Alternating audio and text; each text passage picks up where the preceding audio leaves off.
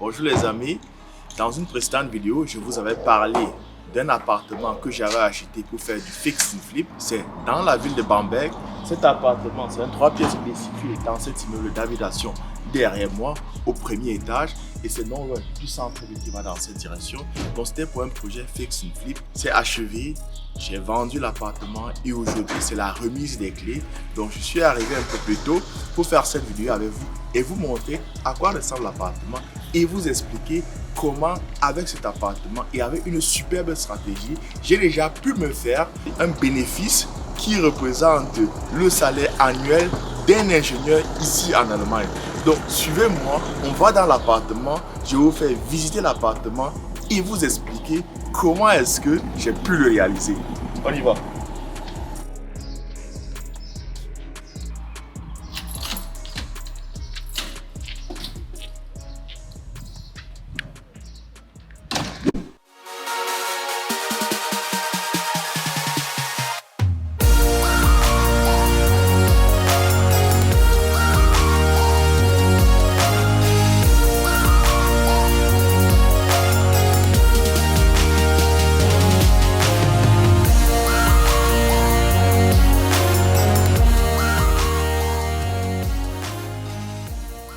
Donc nous voici maintenant dans l'appartement, dans cet appartement.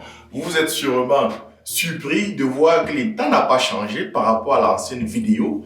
Et sûrement vous posez la question de savoir mais c'est quoi ça, c'est quoi comme fix and flip et comment est-ce qu'on peut réaliser un grand bénéfice qui représente le salaire d'un ingénieur ici en Allemagne avec un truc pareil. Donc mais déjà avant que je vous donne les détails, comment j'ai pu le faire, je voulais déjà me présenter. Moi c'est Séverin Papou, je suis investisseur immobilier ici en Allemagne depuis une dizaine d'années et à travers ce canal, je partage volontiers mes années d'expérience avec vous afin de vous montrer comment vous aussi, vous pouvez pas à pas vous bâtir un patrimoine conséquent dans ce pays qui vous servira à assurer votre avenir, celui de vos enfants ou bien même plus tard à dégager les capitaux importants dont vous aurez besoin pour pouvoir lancer votre projet ou réaliser votre rêve dans vos pays d'origine sans avoir besoin de passer par des crédits de consommation comme je vois beaucoup le faire et ce qui choute durablement leur bonité. Donc c'est toi si tu t'intéresses à l'investissement immobilier ici en Allemagne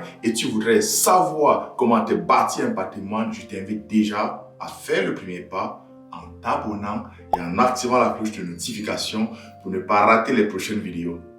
Donc avant de vous expliquer comment j'ai pu réaliser ce bénéfice, je voudrais déjà qu'on fasse encore une petite visite de l'appartement, que je vous fasse voir à quoi ça ressemble.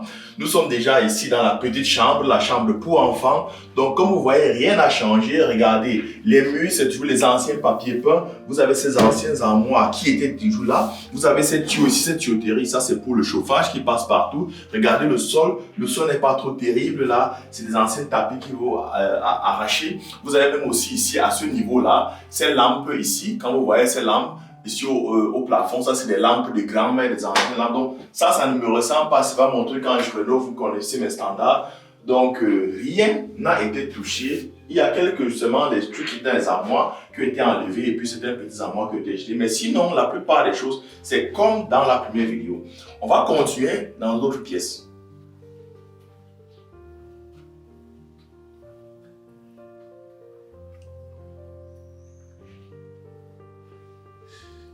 Donc ici, là, ça c'est le WC, comme c'était avant, vous pouvez vous-même le constater. Dans ces WC, on n'a vraiment rien changé, c'est une petite pièce, vous voyez les papiers peints sont là, le WC c'est pas le hang WC, le petit lavabo, donc tout est dans l'ancienne time, rien n'a changé vraiment là-dedans par rapport à la première vidéo. Continue. Par là, ce sont les toilettes, la salle de bain. Vous la salle de bain, elle est toujours vieille là. Vous avez les carreaux de grand-mère, les carreaux verts là, l'ancienne baignoire. Donc, tout est resté comme c'était avant. Vous avez ce gros lavabo aussi qui ne ressemble pas à grand chose. Donc, vous regardez là, vraiment, on n'a rien touché ici dedans, quoi. Donc, tout est resté comme avant. La machine à gaz, c'est la même machine à gaz. Et non, exactement. Même les fenêtres aussi n'ont pas été changées. Donc, on va ailleurs. Ça, c'est le couloir et comme vous voyez, rien n'a changé. Les murs, tout ça, c'était toujours là. C'était comme avant. Les armoires sont là. La seule différence par rapport à la première vidéo, c'est que ici, ces armoires étaient remplies un peu des choses personnelles de la dame qui avait habité ici avant d'aller en maison de retraite. Et on peut le voir là maintenant. Vous regardez maintenant ces armoires, c'est complètement vide, tout ça a été vidé. Donc c'est la seule différence, mais sinon ce sont les mêmes armoires. Okay. C'est ça. On va maintenant à la cuisine. Donc là, nous sommes dans la cuisine ici. Donc vous voyez, tout est resté le même. Vous avez vu cette pour la cuisinière à gaz par ici, le truc pour laver la vaisselle par là. Donc vous voyez tout le mobilier, tous les meubles, ce sont les mêmes. Hein. Vous avez aussi ici là, ces meubles, ces armoires qu'on avait dans la première vidéo. Ces armoires étaient remplies là, des trucs pareils, mais ça, vous voyez, tout a été vidé. Mais les armoires sont restées, il n'y a rien qui a changé ici. Vraiment rien qui a été fait. On va dans une autre pièce. Là, nous sommes dans la chambre à coucher, la grande chambre à coucher. Vous voyez, tout est là, le lit est là, hein, le matelas, tous les meubles sont restés, il n'y a rien qui a vraiment changé. Par ici, hein, vous voyez tout ça, toutes ces armoires ici, ainsi de suite. Le téléviseur qui est là, rien n'a changé, c'est vraiment du vieux, c'est comme j'avais acheté et comme je vous l'avais présenté dans la précédente vidéo. Okay. On continue maintenant au salon.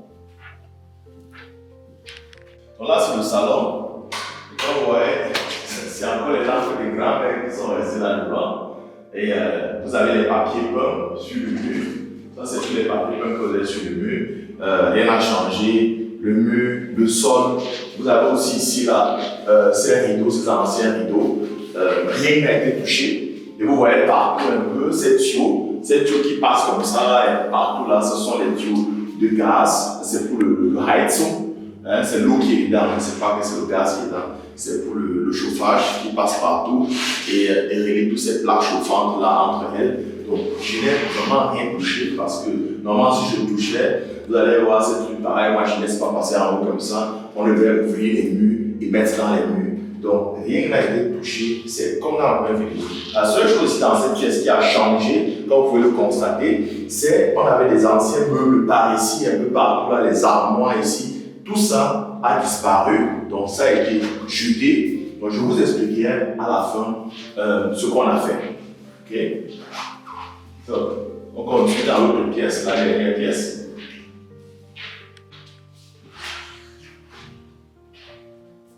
Là, c'est la petite pièce, la dernière pièce à présenter. Ça, c'est comme un petit bureau, une petite pièce, je ne sais pas, c'est peut-être 8 mètres carrés, ça peut être à peu près. Et donc, vous voyez, tous les anciens trucs sont encore là, ces armoires. Bref, il y avait beaucoup plus de choses ici avant qu'on a ajouté. Il y avait même un fauteuil par ici qu'on a ajouté. Mais sinon, le reste, rien n'a changé. Hein. Vous avez sur cette déco qui était sur ce plat. Là, c'est un truc typiquement ancien allemand. Dans les anciennes maisons ici, chez les grands-mères, ils avaient... Avant, c'était ça, quand quelqu'un voulait faire un peu... Il n'y avait pas des peintures sur les murs. Bon, généralement, ils utilisaient un peu des plats comme ça, là, avec des dessins, là. Là, c'est le Altes Rathaus. Buchen im Modernwald. Ok, exactement. Ok. Donc, c'était ça avant. Hein, ils utilisaient beaucoup. Donc, ça, c'est typique des anciennes maisons. Quand vous voyez ça, vous vous rendez compte que la personne qui a vécu, c'était une personne assez âgée de l'ancien temps. La mode change, les choses évoluent. Et donc, la dame qui a vécu, c'est vraiment vécu longtemps, une soixantaine d'années avant de partir, quoi. Et vous voyez, même ici, là, ce qu'on a fait aussi sont les armoires. Tous ces armoires sont vides, quoi. Tout a été liquidé. Il n'y a plus rien à l'intérieur. C'est vide, quoi. Ok.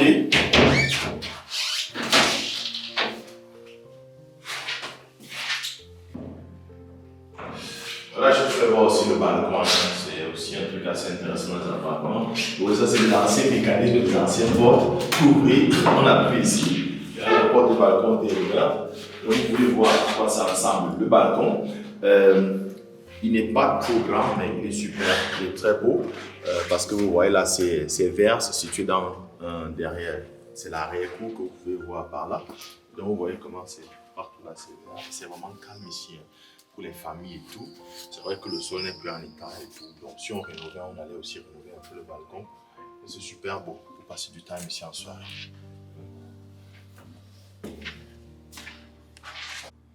C'était donc ça vite fait la visite guidée de cet appartement. Et comme vous avez pu le constater, on n'a rien touché, on n'a rien fait. Il y a juste quelques meubles qui ont été enlevés et les contenus des armoires qui sont partis, mais sinon, tout est resté comme avant.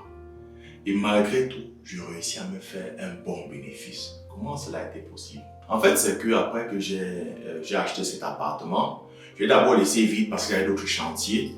Et entre-temps, même mes gars, j'ai dû loger mes gars ici, qui venaient travailler ici sur Bamberg, donc ils pouvaient loger ici. Et après qu'on a terminé ce qu'on avait à faire, l'appartement était toujours vide. Donc je logeais aussi des amis qui arrivaient pour un long week-end, pouvaient rester ici. Il y a même un moment, j'ai aidé aussi une connaissance qui venait d'une autre ville. Elle a déménagé avec sa famille et puis elle m'a d'abord habité ici avant de se trouver un autre logement. Donc le logement, c'était beaucoup plus vide parce que j'étais occupé à d'autres chantiers. Et après, bon, je me suis rendu compte que cette année sera difficile pour moi, tous les chantiers que j'ai, de revenir ici et de rénover ça complètement. Parce que là, on n'a plus beaucoup de temps jusqu'à ce que l'année se termine. Et aussi, il faut savoir, ici, il faut faire beaucoup le chauffage d'abord. Et le chauffage, les chauffagistes ont un rythme de travail qu'il faut connaître. C'est pas en septembre que je vais les aborder pour leur dire, écoutez, il y a un gros projet ici. Parce que les gars, il faut déjà planifier ça longtemps à l'avance. Donc, en fait, je n'aurai même pas la capacité pour le faire cette année. J'ai d'autres projets à Nuremberg, donc on devrait revenir ici seulement l'année prochaine. Je me suis dit, pour une possibilité, je mets en location. En attendant l'année prochaine, l'année prochaine, je vais rénover, où j'ai terminé ailleurs. Et puis, ou la deuxième possibilité, vendre. Donc moi, j'étais beaucoup plus pour la première possibilité, c'est-à-dire mettre en location. Donc, je m'étais donc décidé à louer cet appartement et j'ai mis l'annonce online. Il y avait beaucoup de familles qui étaient là, beaucoup de personnes, beaucoup d'intéressés. J'ai fait plusieurs visites et là, je me suis décidé c'était pour une famille de réfugiés qui devait rentrer ici parce que, ouais, c'est vraiment fait du business, mais on essaie aussi un peu une aide, quoi. Tu vois, une famille, elle arrive toute seule, elle se bat et tout. Bon, je dis, écoute, pour rentrer là-dedans.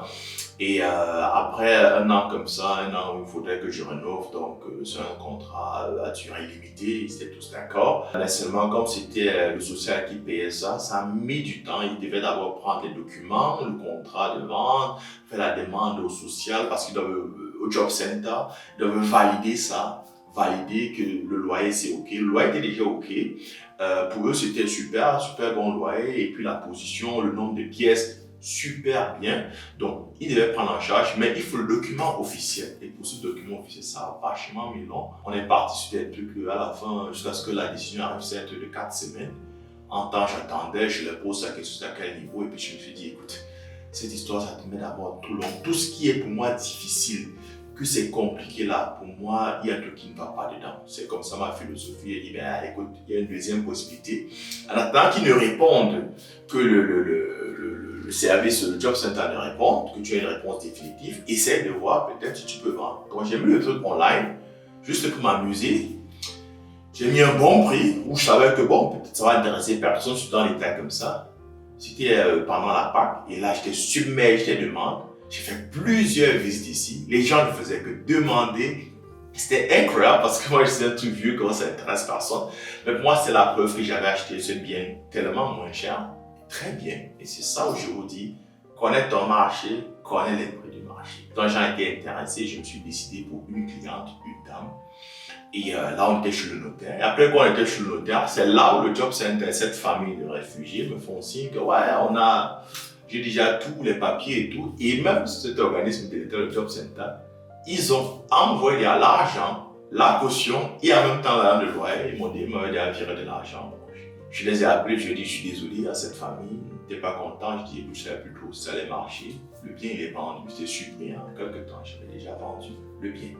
Et le bien, quand je l'ai vendu, on a dû, chez le notaire, la petite histoire, je suis allé chez le notaire avec la dame. Déjà, quand vous vendez en tant qu'entreprise, souvent ça travaille mon entreprise, entre le notaire, il vous envoie d'abord un document, une ébauche du contrat de vente, et entre la date où il vous envoie cette ébauche de contrat de vente et puis la date prévue pour signer ce contrat de vente chez le notaire, donc il faut minimum 2 semaines.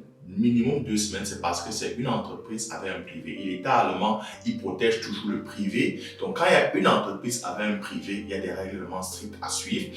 Pourquoi ces 2 semaines? C'est parce que le privé doit avoir le temps de consulter soit l'avocat, soit le conseiller fiscal, et je sais pas, ainsi de suite, un tas de trucs, quoi. Alors que c'était entre privés, je peux vous faire aujourd'hui l'ébauche de contrat et puis demain, on va dire chez le notaire. Non? Quand c'est privé, privé. Donc, moi, c'est entreprise avec privé parce que la cliente, elle est privée. Et donc, j'ai eu à attendre ces 2 semaines. Vous voyez, comme ça avec ces délais. Donc, vous devez aussi prendre en compte dans votre stratégie. Parce que si vous avez l'entreprise, tu dis, écoute, j'ai besoin des sous là maintenant, bientôt. Vous allez dire, ah, c'est 4 semaines comme ça que vous devez, c'est 2 semaines que vous devez attendre. Et plus ça va, après avoir signé chez le notaire, il faut encore attendre des semaines. Donc, vous avez peut-être 4-5 semaines. Selon aussi la rapidité du notaire. Parce que les notaires, déjà, pour vous envoyer même déjà cette ébauche de contrat, il met des jours. Mais c'est mon notaire particulier. D'un coup de fil, je l'appelle là, j'ai besoin de ça là. Et puis, il m'a directement fait le contrat. Cette ébauche de contrat de vente. On a attendu 2 semaines. Le jour maintenant pour signer ce contrat de vente, j'arrive. C'est là où je me rends compte sur le notaire que mon passeport et ma carte d'identité sont périmés depuis plus d'1 mois. Je ne le savais pas, j'avais complètement oublié. Normalement, dans ces cas pareils, le contrat de vente ne va pas être signé. Il va falloir refaire notre rendez-vous jusqu'à ce que peut-être, donc après que j'ai eu maintenant la carte d'identité ou le passeport qui est valable.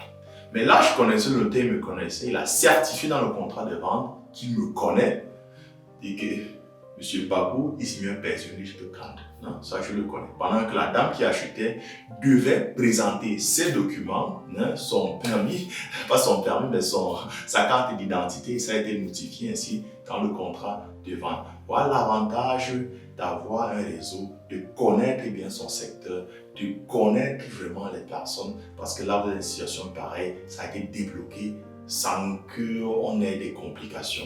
Parce qu'en temps normal, le contrat de vente ne devrait pas être signé ce jour.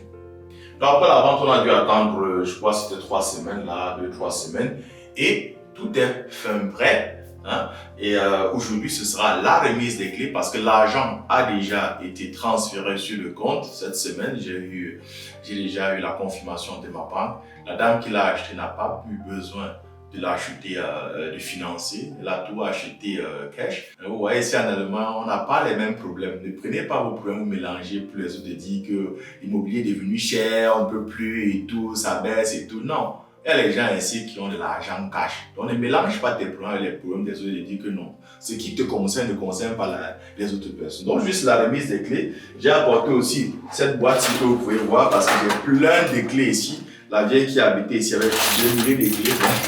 Et j'ai aussi apporté ici là ce contrat, ce gros regard de protocole. Donc il faut toujours le faire ce document. Et c'est avec ce document qu'on va donc lire les compteurs aujourd'hui et tous regarder un peu ce qu'il y a à faire. Je ne sais pas trop s'il y a des remarques un peu à mettre. Donc on va le faire. C'est ce qui va être fait aujourd'hui. Donc mais est-ce que c'est du fix and flip? Est-ce qu'on est un peu dans le fix and flip? Non, c'est pas le fix and flip. C'est pas ça le fix and flip. Non. Vous me connaissez comment je fais du fix and flip. En fait, ici, je me suis dit, écoute, il y a cette stratégie fix and flip. Pourquoi ne pas faire du flip and fix? Fix and flip, rénover, après, tu vends. Fix, flip. Mais pourquoi ne pas faire flip and fix? Je vends et je rénove après. Pourquoi? C'est intéressant. C'est ce que je vous dis, il y a des stratégies où on apprend la théorie. Maintenant, il faut connaître la pratique, le terrain. Et c'est ça qui fait la différence. Sur le terrain, j'ai constaté quelque chose. Le marché, c'est un peu compliqué cette année de l'immobilier. Et ouais, mais ça continue, ça passe toujours. Mais il faut toujours chercher comment convaincre le client, comment avoir le produit qui convient au client. Et c'est pas facile. Quand vous rénovez sans connaître le client final, c'est vous. Et vous avez souvent des gens qui arrivent et disent non, ça me plaît pas, ça je voudrais faire autrement et tout, les carreaux que tu as mis, c'est pas mon truc et tout. Parce que les Allemands sont un peu très individuels, ils aiment un peu ça. Vous voyez, quand le marché était vraiment très bon, ça on s'en foutait, ils prenaient tout ce qu'il y avait. Mais maintenant là, on veut chaque client.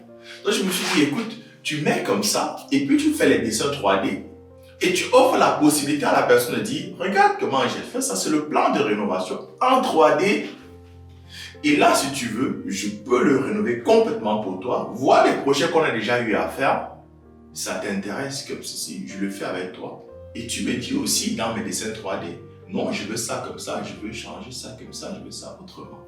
Ça a plu vraiment aux clients, à tous les intéressés qui venaient visiter ici. Et cette dame était celle qui voulait le plus bien. Et moi, je me suis décidé pour elle. Et entre autres, pourquoi je me suis décidé pour elle, c'est que elle est d'un certain âge, elle habite non loin d'ici. Et elle a eu un problème, elle habite depuis plus de 20 ans ou c'est 30 ans dans le même appartement.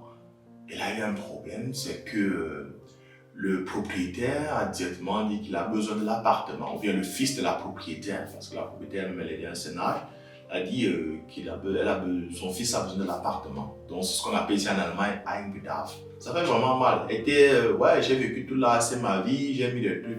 Écoutez, quand on vient en location, c'est pas chez vous. De même pour toi qui viens en location, que non, l'immobilier c'est cher et tout, je ne fais pas dans l'immobilier. Oui, tu peux tout vivre en location, mais toujours avoir quelque chose quelque part. Soit ton bien, soit tu as beaucoup d'argent quelque part. Par des situations pareilles, tu arrives quand tu ne t'attends pas. On te dit, Eigenbedarf, j'ai besoin de mon bien pour moi, ça tu n'y peux rien. La loi va te dire, ne te protège pas, c'est le sien. Le seul truc seulement, c'est le délai pour sortir, vu qu'elle était là depuis, elle a eu elle a 1 an de délai pour sortir, mais elle va sortir. Heureusement pour elle, elle n'est pas restée comme ça à dormir. Je ne sais pas où elle a eu les sous, peut-être dans la famille aussi, ouais, c'est les bonnes familles, je crois que c'est les sous, il y a un bien familial qui a été revendu quelque part, ils sont parlés d'argent, donc voilà, c'est aussi plus ses économies, c'est là où elle a pris pour pouvoir se permettre un bien comme celui-ci.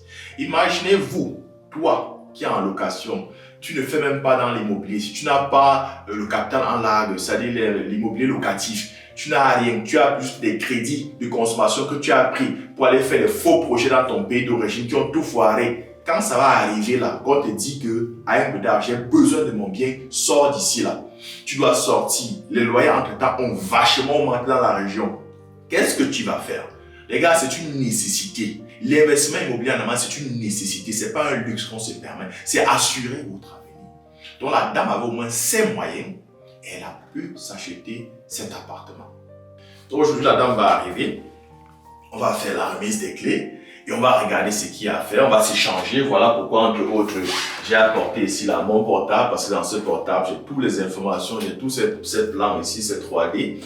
Et donc, on va s'entretenir là-dessus, définir ce qu'il y a à faire. Déjà, commencer à dire qu'est-ce qui va sortir de la maison ici pour faire venir mes gars la semaine prochaine, pour qu'ils commencent déjà à déblayer la maison, faire sortir des choses ici dedans. Et après, je vais rénover aussi la maison pour elle. Donc, ça va être du flip and fix. Et donc, le premier bénéfice que je me suis fait là, qui est déjà assez intéressant, en rénovant aussi, je me ferai encore un deuxième bénéfice là-dessus. Donc, et vous voyez, cela est possible de 1 parce que j'ai super bien acheté le truc. Et c'est là où je vous encourage à connaître votre marché, connaître les prix. C'est très important. Quelle que soit la stratégie que vous faites, même pour faire du buy and hold, c'est-à-dire acheter même un locataire et tout, vous devez toujours chercher à acheter super bien, à connaître les prix, acheter super bien. Parce que ça, c'est un exit stratégie. C'est aussi un truc de parachute. Il faut toujours penser à une situation d'urgence. Imagine, tu achètes le bien et subitement, tu as un problème, tu ne peux plus. Il faut que tu te débarrasses. Si tu as acheté super cher, tu vois, tu vas faire une perte en vendant rapidement. Ou bien tu dois attendre des dizaines d'années et aller prendre des crédits de consommation. Mais non, moi je dis quand tu achètes super bien, tu peux vite aussi te débarrasser du bien, faire un bénéfice. Et donc c'est ça qui m'a beaucoup avantagé ici. Et le deuxième bénéfice maintenant, comme je l'ai dit, c'est lors des rénovations. En conclusion, dans l'investissement immobilier, il y a plusieurs stratégies. Le fix and flip, buy and hold, ainsi de suite et toutes autres stratégies que vous connaissez, vous allez trouver un peu sur la toile là-dedans. Mais quelle que soit la stratégie pour laquelle vous décidez, ce qu'il faut savoir, c'est toujours se former pour savoir comment ça fonctionne.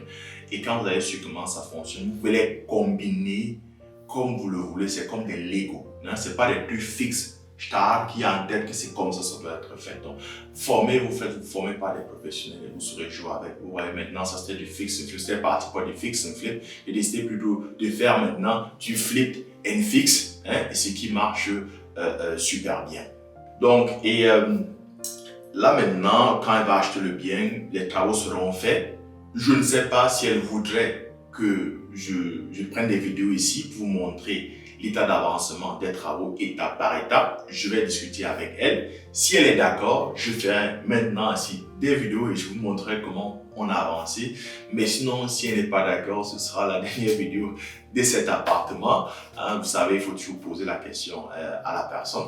C'est tout ce que je voulais partager avec vous aujourd'hui. Et maintenant, à vous le tour. Quelle stratégie d'investissement immobilier pratiquez-vous ici en Allemagne? Avez-vous déjà fait du flip and fix? Et aussi, aurez-vous acheté un appartement pareil dans cet état? Laissez-le en commentaire et on se retrouve à la prochaine vidéo. Ciao!